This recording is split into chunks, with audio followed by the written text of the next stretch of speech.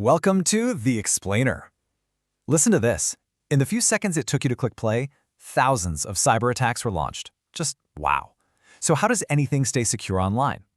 Today, we're going to break down two huge approaches that form our digital defense: static and dynamic testing. All right, so how do we build a digital fortress, right? Well, here's the plan. First, we're going to look at the enemy at the gates, all those cyber threats we're constantly hearing about. Then, we'll get into the strategy for building secure applications from the ground up. After that, we'll dive deep into what static and dynamic testing actually are, and finally, we'll see why you absolutely 100% need both to win this fight. Okay, first things first, let's set the stage a bit. To really get the solution, you've got to appreciate the scale of the problem. We're talking about a relentless, always changing wave of digital threats. It's a nonstop battle, and what's at stake? Well, our data, our privacy, our money, it's all on the line. Let's start with a nasty one. Ransomware. I mean, this is an attack that literally holds your data hostage.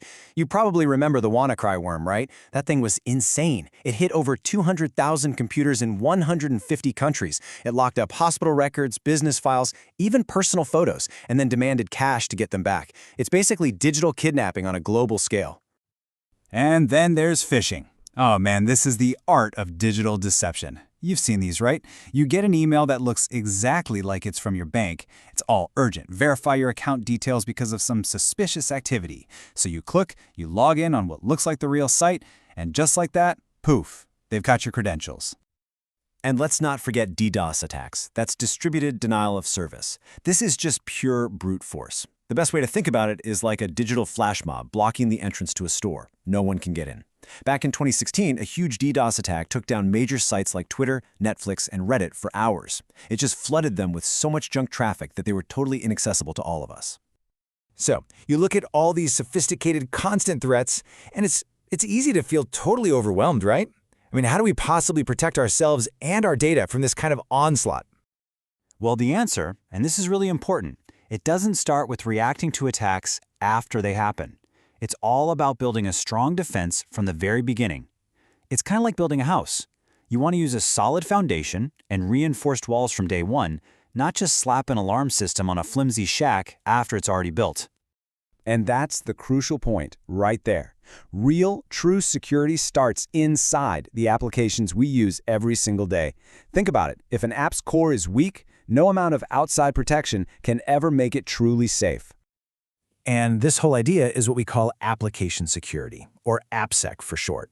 It's the entire process of finding, fixing, and, most importantly, preventing security holes inside applications. It's not just about putting a lock on the front door. It's about designing and building a fortress with multiple layers of defense. Okay, so that brings us to our first key method in AppSec. And the best way to think about this one is like an architect carefully inspecting the blueprints, looking for flaws before a single brick is ever laid. It's all about finding problems before they even get a chance to exist in the real world. And that, my friends, is static testing. It's a proactive check that's done directly on the application's source code. It's digital blueprints, you could say. And this happens before the software is ever put together or run. The whole goal is to catch problems at the earliest possible moment when it's cheapest and easiest to fix them. So yeah, static testing is 100% about prevention. It happens super early in the development process. You use automated tools, you do manual code reviews, you're basically inspecting the raw ingredients of the software. This lets developers find and fix potential security design flaws or simple coding errors, stopping vulnerabilities before they ever make it into the final product. But, checking the blueprints is one thing. That's super important. But you also need to see if the finished building can actually withstand an earthquake or a hurricane or even a direct hit. And for that, well, you need a totally different approach. And that's where dynamic testing comes in. This is done at the end of the development cycle, on an application that's actually up and running.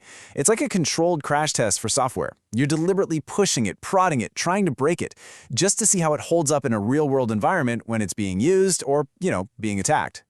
So the goal here is to actively hunt for vulnerabilities from the outside while the application is running. This is called execution testing, and it simulates what a real hacker might do. For example, a dynamic test might try to inject some malicious code into a website's login form to see if it can trick its way into the database. That's a kind of weakness that you would only find when the application is live and operating. So it's pretty clear, right? These aren't competing methods. They're not static versus dynamic. They're two essential parts of a complete security strategy. They're partners, each covering a different but equally vital part of the process. And this table breaks it down perfectly. So over on the left, you've got static testing. Remember, that's the blueprint check. It's done early, its whole purpose is to prevent flaws, and it's looking at the application's internal code.